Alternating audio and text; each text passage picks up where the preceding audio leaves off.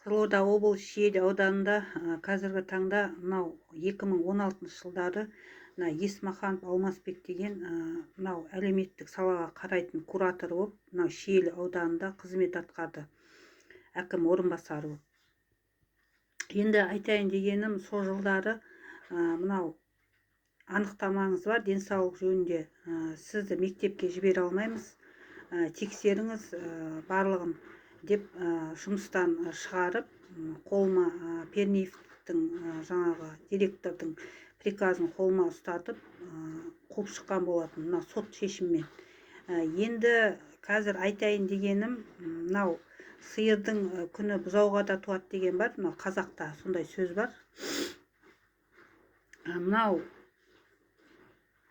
жұмыс жөнінде қазіргі таңда мынау жұмысқа алмаудың, жұмыстан шығарудың мынау себебі де түрі де көп болып отыр. Қазіргі таңда инвалидтерді алса штраф төлейді, налог төлейді деген, сосын мынау жалғызбасты аналарды, әкелерді жұмыстан шығарса, мынау сотталады деген жаңағы басшылар, директорлар сотталады, не болмаса жауапқа тартылады деген заң шығып жатыр қазір. Осы мынау 2-3 күн болды қазір таңда жаңалықтардан хабарлап жатқанына.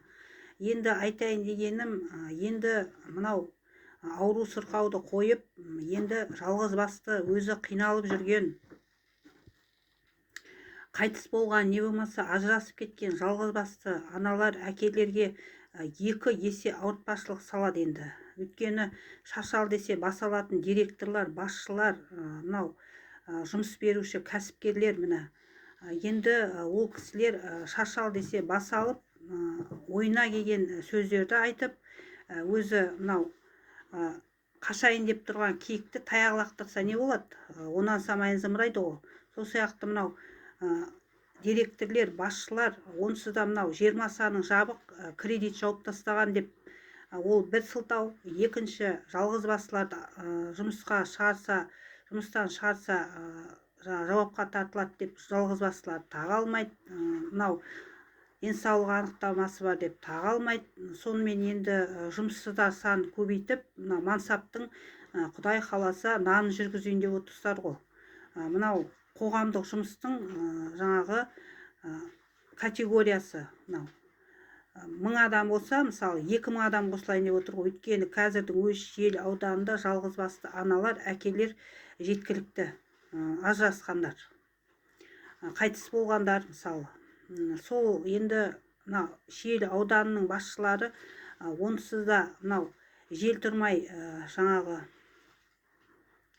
барлығын қырып жойып, шашал десе басалып, жұмыстан қуып атқан, енді 2 есе сылтау болып, в общем, паңайына жолатпайтын сондай күн туып отыр ғой енді.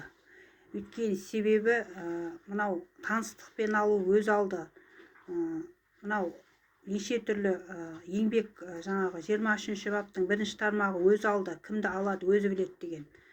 Мынау жәрмеңкеде келіңіз деп, пәлен уақытта келіңіз деп алдап, ой, мен сізге өйтіп айтқан жоқпын, пәлен уақытта келмедіңіз ба деп өзін кінәлап жұмысқа алмау, міне ол бір мәселе.